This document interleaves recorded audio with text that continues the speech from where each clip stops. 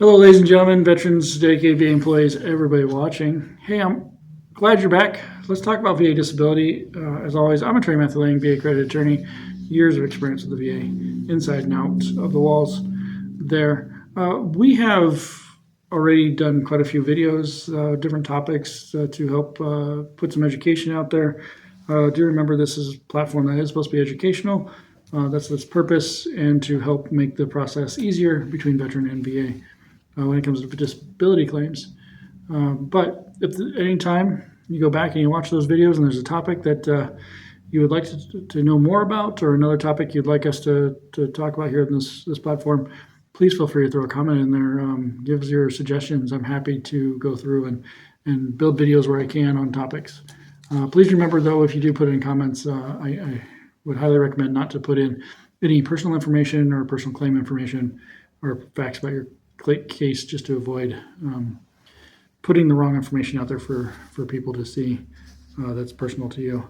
Also remember, though, I can't answer fact-specific questions because I don't know the facts of your case and I'm not representing you, so I'm not here to advise you on this platform. But if you do want that opportunity to have a representation by myself, by my team here, veteranlang.com is where we're going to go to get your free case evaluation there. We'll sit down, we'll talk. If we can represent, we will. If it's not something I think I can handle, I'll definitely refer you to somebody who I think is capable of handling your situation. Or I'll give you enough knowledge to kind of go out and see, try it on your own, even if we have to. But anyways, ladies and gentlemen, we've got so many more topics to go on top of the ones we have posted. So let's get into the next one here. What is special monthly compensation is the question that we're going to pose in this VA disability video here. What is special monthly compensation? So many may not have heard of special monthly compensation or SMC, and that's okay. You're not alone. It's not something that I think is really well known or thrown out there a lot. But then if you have, fantastic. I think you're ahead of the game at this point. But what is SMC? That's the ultimate question, right? So it's an additional monthly benefit paid to you veterans if you meet specific criteria that goes beyond the standard VA rating, disability ratings. So in another video, we talked about those VA disability ratings and how the scheduler provides these evaluations. Well, when it comes to SMC, we're not adding an evaluation. We're not talking about the percentages at this point. So the ultimate goal of SMC is to ensure, again, that veterans, if you face an extraordinary challenge, that you receive financial support that you need. And that's just an additional monetary amount that's added on top of the evaluation and that monetary amount you're getting for your evaluation. There's no actual percentage added. We're just talking additions in monthly monies if you qualify for the different SMCs. Now, the SMCs are typically based upon the severity of your conditions, veterans, and the idea of, for example, losing a limb or the need of assistance with daily activities. Now, there's so many different SMCs out there, paragraphs in the law, that we're not going to be able to talk about them all today. Some get very complex. This is a very complex section of law, but do know they're out there. I'll briefly touch a few, but we'll at least address probably the three basic ones I'll say that I've seen in my career that get awarded fairly often. The SMC sections or levels all come from the United States Code. It's also discussed down in the CFR, the Code of Federal Regulations. And then even VA has in their manual, their M21, further discussion on the application of SMC. So SMC, you're going to find these different levels have letters to them, and just know it's the law. That's the paragraph in the law, really, that is assigning those letters, and that's how we identify it.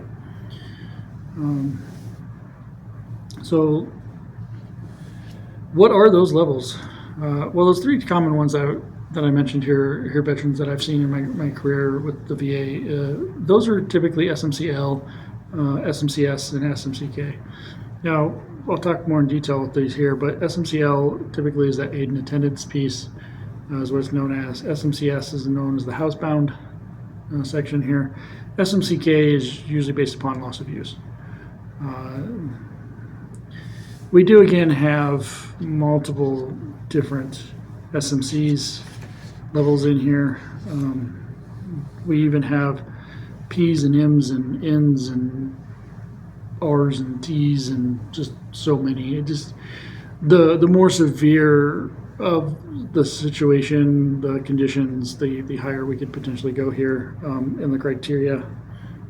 So just know that they're out there.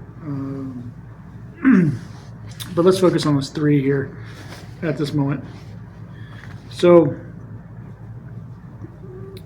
SMC-K is where I'm going to start because that's the most common one that I always seen as a decision maker of the VA, and I really still see today.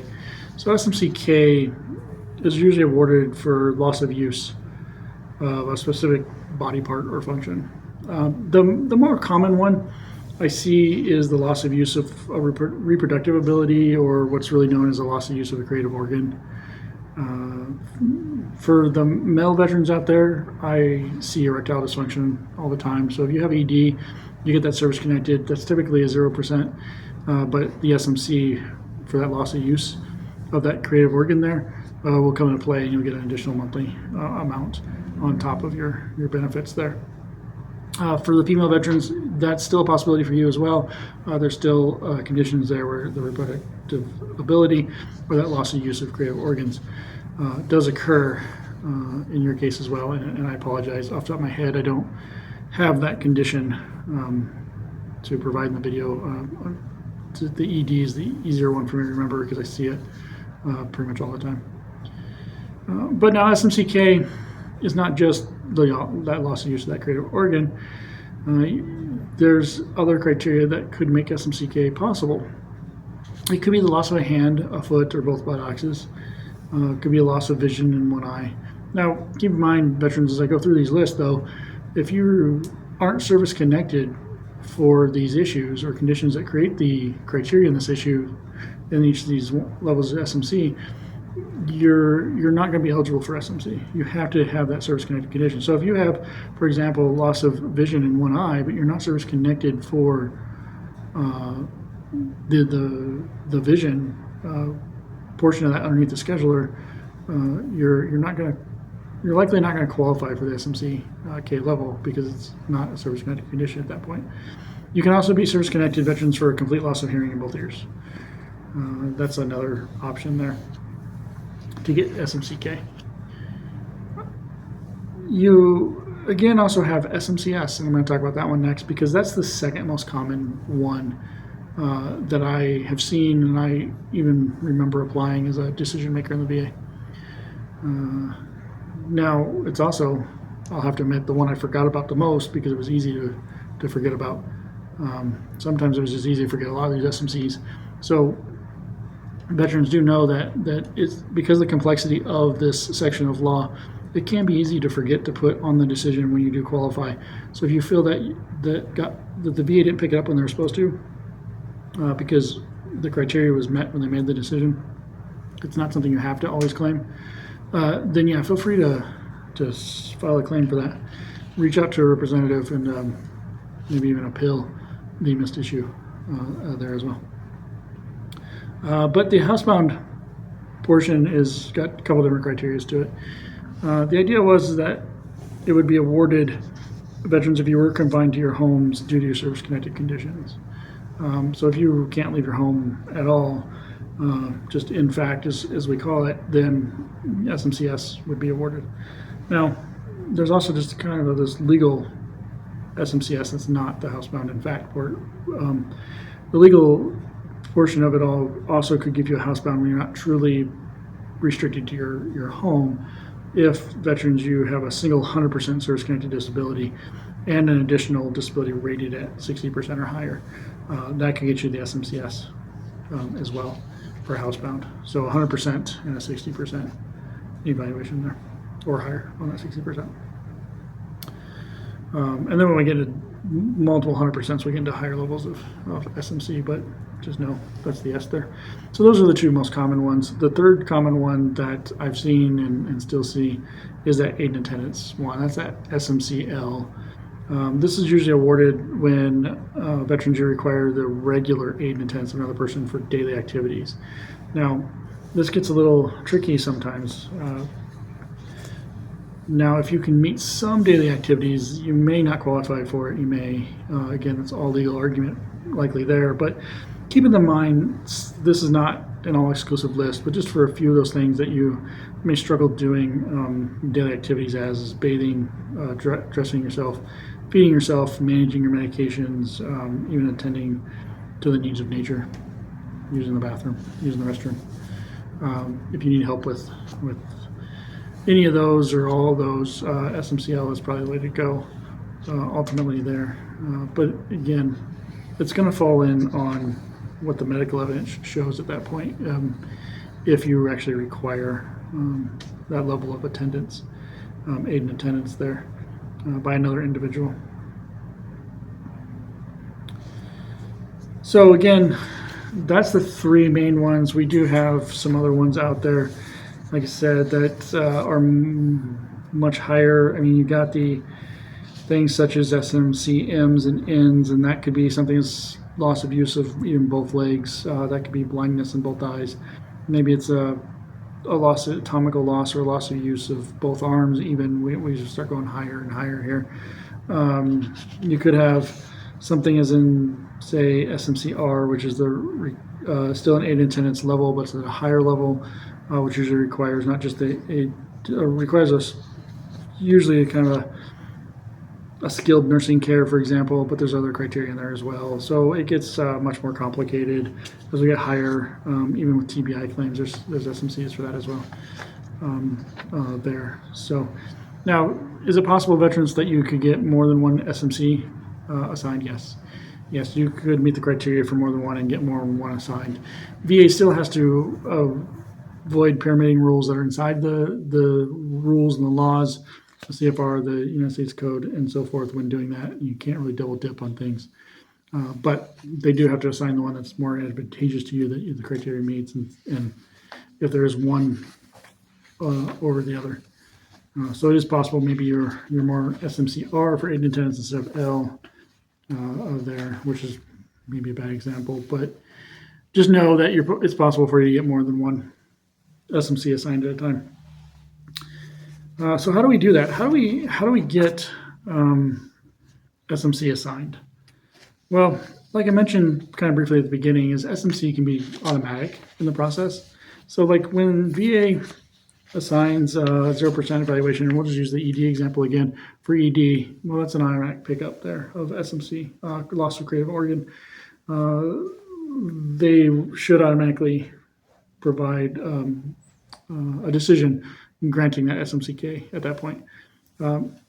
It's kind of that easy. The SMCS one is a pretty automatic one as well, especially if they grant 100% at some point and a 60% or higher in another condition. That should be automatic too. Now, don't get me wrong, it's easy to forget.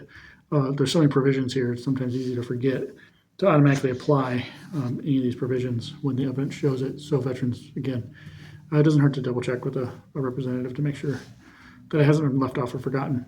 Now, sometimes you've actually got to apply for the SMC in order to qualify for it. And typically you're going to need, well, evidence, right?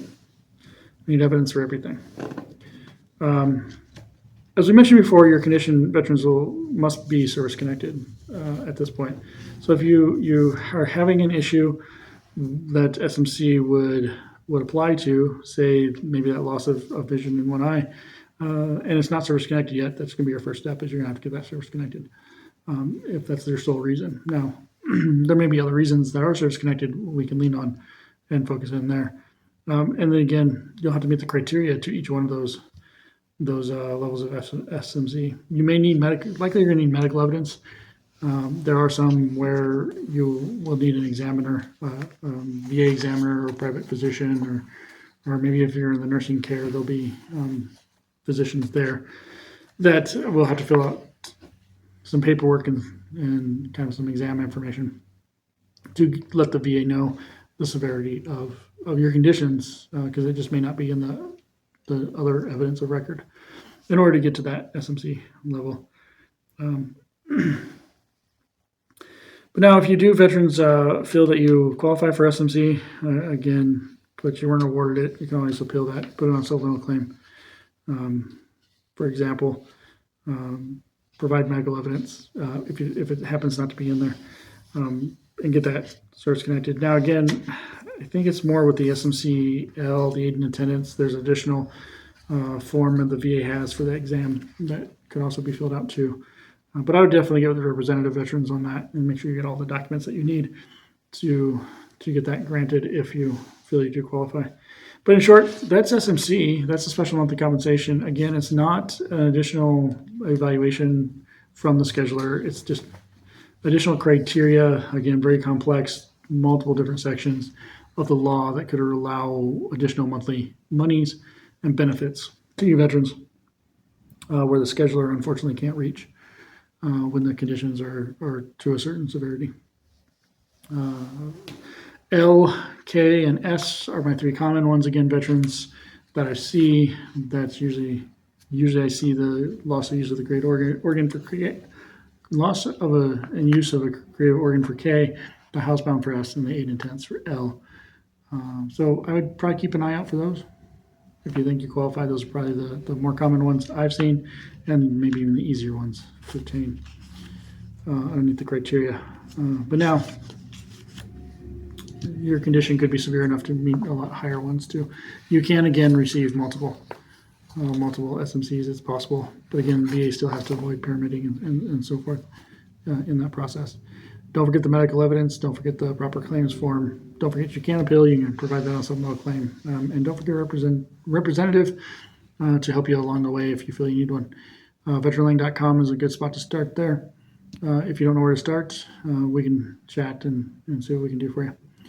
Other than that, everybody, I appreciate you again. Don't forget to share, like, subscribe, and comment on what you'd like to hear more of or any additional questions you have on the topics that we have talked about, this one or any in the past or even coming future. With that, have a wonderful week. I'll see you next week.